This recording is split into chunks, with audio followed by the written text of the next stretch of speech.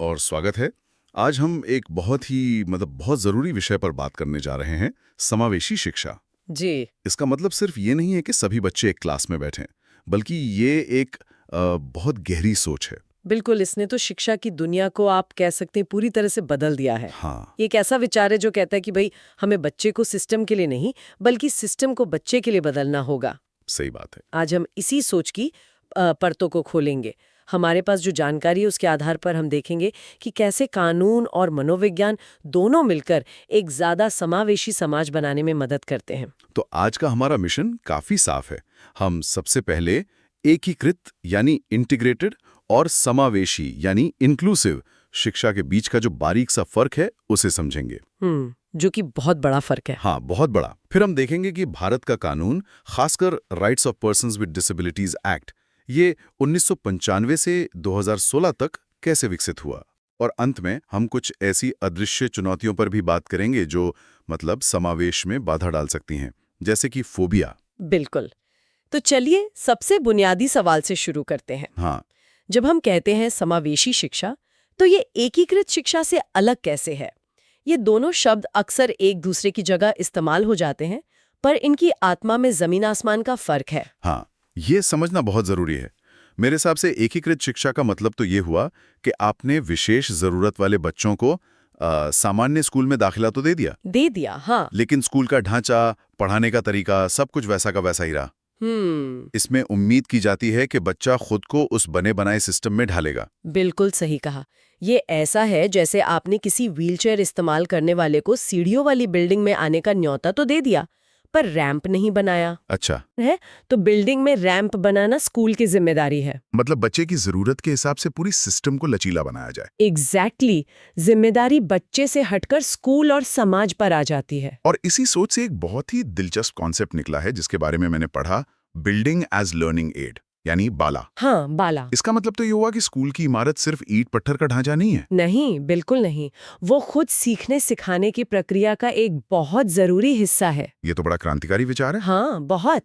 मैंने एक स्कूल देखा था जहां उन्होंने सीढ़ियों के बगल में बने रैंप पर गिनती और पहाड़े पेंट कर दिए थे। अरे वाह, तो व्हीलचेयर पर बच्चा जब क्लास में जाता था तो खेल खेल में गणित सीख रहा होता था। कमाल है। दीवारों पर उभरे हुए नक्शे जिन्हें छूकर महसूस किया जा सके, या फिर दरवाजों पर अलग अलग ज्यामितीय आकार। यही है असली बाला, जहां स्कूल का हर कोना कुछ सिखा रहा हो। तो ये जो सिस्टम को बदलने का विचार है, ये सिर्फ सोच तक तो सीमित नहीं रह सकता। नहीं। इसे कानूनी ताकत की जरूरत होती है ताकि ये हकीकत बन सके। और यहीं पर शायद आरपीडब्ल्यूडी एक्ट की भूमिका शुरू होती है। बिल्कुल। Rights of persons with disabilities act, ये वो कानूनी ढांचा है जो समावेश के विचार को एक अधिकार में बदलता है। और इसे ministry of social justice and empowerment ने लागू किया था, सही कह रहा हूँ? जी हाँ, बिल्कुल। और इसकी कहानी भी बड़ी दिलचस्प है। ये कानून पहली बार 1995 में आया और फिर 21 साल बाद 2016 में इसमें एक बहुत बड़ा जबरदस्त बदलाव किया गया। तो 1995 का एक्ट अपने आप में एक बहुत बड़ी शुरुआत रही होगी। उस समय इसमें कितनी तरह की दिव्यांगताओं को मान्यता दी गई थी? देखिए, 1995 में 7 मुख्य दिव्यांगताओं को शामिल किया गया था। 7? जी, 7। इसमें दृष्टिहीनता और कम दिखना, मतलब ब्लाइंडनेस एंड लो विजन, सुनने में समस्या और चलने फिरने से जुड़ी समस्या जैसी शारीरिक अक्षमताएं थीं। साथ ही मानसिक बीमारी और मानसिक मंदता को भी शामिल किया गया। इन 7 में से क्या कोई ऐसी दिव्यांगता थी जिसे 1995 में शामिल करना उस समय के हिसाब से बहुत प्रोग्रेसिव माना गया हो? हाँ, एक बहुत ही महत्वपूर्ण बात थी, लेप्रेसी क्योर्ड यानी कुष्ठ रोग मुक्त व्यक्ति को भी दिव्यांगता की श्रेणी में रखना। अच्छा। ये बहुत बड़ा कदम था, क्योंकि कुष्ठ रोग से ठीक हो चुके लोगों को शारीरिक चुनौतियों के साथ साथ भयानक सामाजिक भेदभाव का भी सामना करना पड़ता था। सही बात है, समाज से बाहर कर दिया जाता था उन्हें। बिल्कुल। इस कानून ने उन्हें कानूनी सुरक्षा और सम्मान दिया। ये माना कि बीमारी के बाद भी शरीर पर जो असर रह गया है वो एक तरह की दिव्यांगता है। ये तो बहुत गहरी बात है। और यहाँ एक और जरूरी चीज है, शिक्षा की अवधि को लेकर। जी। हम सब जानते हैं कि राइट टू एजुकेशन के तहत 6 से 14 साल तक की मुफ्त शिक्षा है, लेकिन दिव्यांग बच्चों के लिए इसे 18 साल तक क्यों बढ़ाया गया? इसके पीछे सोच ये थी कि विशेष जरूरत वाले बच्चों को अक्सर सीखने में ज्यादा समय लगता है। उनकी शुरुआती शिक्षा देर से शुरू हो सकती है या उन्हें अपनी गति से सीखने के लिए अतिरिक्त सालों की जरूरत पड़ सकती है। अच्छा। तो ये जो 4 अतिरिक्त साल हैं, वो उन्हें मुख्य धारा के बच्चों के बराबर आने का एक उचित अवसर देते हैं। यह समानता का एक बहुत व्यवहारिक उदाहरण है। तो 1995 का एक्ट एक अच्छी नींव थी, लेकिन जैसा आपने कहा 21 साल एक लंबा समय है।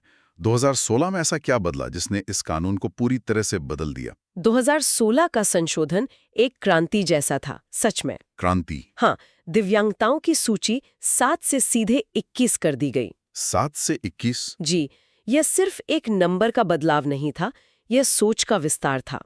कानून ने माना कि दिव्यांगता कई रूपों में मौजूद है और हमें अपनी समझ का दायरा बढ़ाने की जरूरत है। 14 नई दिव्यांगताओं को जोड़ना, इसका मतलब है कि कई ऐसे समूह जो अब तक कानूनी दायरे से बाहर थे, उन्हें अब अधिकार मिल गए। बिल्कुल, जैसे कि बौनापन यानी ड्वार्फिज्म को शामिल करना। और एक जो सबसे बड़ा और महत्वपूर्ण बदलाव था, वो था एसिड अटैक विक्टिम्स को शामिल करना। हाँ, ये बहुत बहुत जरूरी था।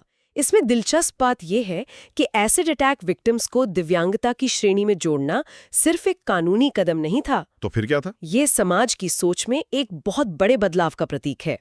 ये इस बात को स्वीकार करता है कि दिव्यांगता सिर्फ जन्म से या बीमारी से नहीं होती, बल्कि हिंसा भी किसी व्यक्ति को शारीरिक और मानसिक रूप से अक्षम बना सकती है। बिल्कुल, ये कानून की नजर में विक्टिम को अधिकारों वाला व्यक्ति बनाता है। ये तो विकलांगता की परिभाषा को ही बदल देता है। ये इसे एक मेडिकल मॉडल से हटाकर एक सामाजिक और मानवाधिकार मॉडल की ओर ले जाता है। सही पकड़ा आपने। 2016 में और कौन सी बड़ी श्रेणियां जोड़ी गईं? कई नई श्रेणियां थीं, जैसे रक्त विकार मतलब ब्लड डिसऑर्डर्स को पहली बार शामिल किया गया। ब्लड डिसऑर्डर्स जैसे थैलेसीमिया, हीमोफीलिया और सिकल सेल रोग। ये ऐसी बीमारियां जो बाहर से दिखाई नहीं देती, लेकिन व्यक्ति की काम करने की क्षमता पर गहरा असर डालती हैं। इसी तरह मस्कुलर डिस्ट्रॉफी और मल्टीपल स्क्लेरोसिस जैसी न्यूरोलॉजिकल स्थितियों को भी मान्यता मिली। और पार्किंसन रोग को भी इसी में शामिल किया गया है ना? जी हाँ, और ये दिखाता है कि ये एक्ट जीवन के हर चरण में होने वाली दिव्यांगता को कवर करता है, चाहे वो जन्म से हो या जीवन में बाद में हो। सही बात है। इसके अलावा न्यूरो डेवलपमेंटल विकारों पर भी बहुत जोर दिया गया, जैसे ऑटिज्म और स्पेसिफिक लर्निंग डिसेबिलिटीज जैसे डिस्लेक्सिया। यहाँ एक और बदलाव हुआ था शब्दों के इस्तेमाल में। मानसिक मंदता की जगह बौद्धिक अक्षमता शब्द का इस्तेमाल शुरू हुआ। ये छोटा सा बदलाव क्यों जरूरी था? भाषा बहुत शक्तिशाली होती है। मंदता जैसा शब्द अपमानजनक और नकारात्मक लगता है। बौद्धिक अक्षमता एक ज्यादा सम्मानजनक और तटस्थ शब्द है। यह दिखाता है कि हम व्यक्ति की स्थिति को समझ रहे हैं, उस पर कोई ठप्पा नहीं लगा रहे। ये गरिमा की ओर एक बड़ा कदम है। बिल्कुल। इसी तरह बहुदिव्यांगता यानी मल्टीपल डिसेबिलिटीज को भी मान्यता दी गई। अच्छा। यह स्वीकार करते हुए कि किसी व्यक्ति में एक से ज्यादा अक्षमताएं भी हो सकती हैं। तो ये कानून उन दिव्यांगताओं को तो पहचानता है जो शारीरिक, बौद्धिक या विकास से जुड़ी हैं, लेकिन समावेशी होने का मतलब उन चुनौतियों को भी समझना है जो अदृश्य होती हैं। और यहीं पर फोबिया जैसी मनोवैज्ञानिक स्थितियों की बात आती है। आपने बिल्कुल सही जगह पर बात को जोड़ा है। कानून एक सीमा तक सुरक्षा दे सकता है, लेकिन सच्चा समावेश तब होता है जब हम अदृश्य मानसिक बाधाओं को भी समझें और स्वीकार करें। और फोबिया इसका एक बहुत बड़ा उदाहरण है। बिल्कुल। आमतौर पर हम डर और फोबिया को एक ही मान लेते हैं, लेकिन इनमें फर्क है ना? एक सामान्य डर तो हमें बचाता है। हाँ बिल्कुल। फोबिया का मतलब है बिना बात का डर या इर्रेशनल फियर। ये डर किसी वास्तविक खतरे के अनुपात में बहुत ज्यादा होता है और ये व्यक्ति के जीवन पर कब्जा कर लेता है। कोई उदाहरण? जरूर। जैसे ऊंचाई से थोड़ा सावधान रहना सामान्य है, लेकिन एक्रोफोबिया से पीड़ित व्यक्ति शायद किसी ऊंची इमारत की 5वीं मंजिल पर जाने से भी घबराएगा, भले ही वो पूरी तरह सुरक्षित हो। मतलब ये डर उसकी रोजमर्रा की जिंदगी को प्रभावित करने लगता है। एग्जैक्टली। ये एक ऐसी मानसिक स्थिति है जिसे मदद की जरूरत है। ये कितने तरह के हो सकते हैं? अरे ये बहुत तरह के हो सकते हैं।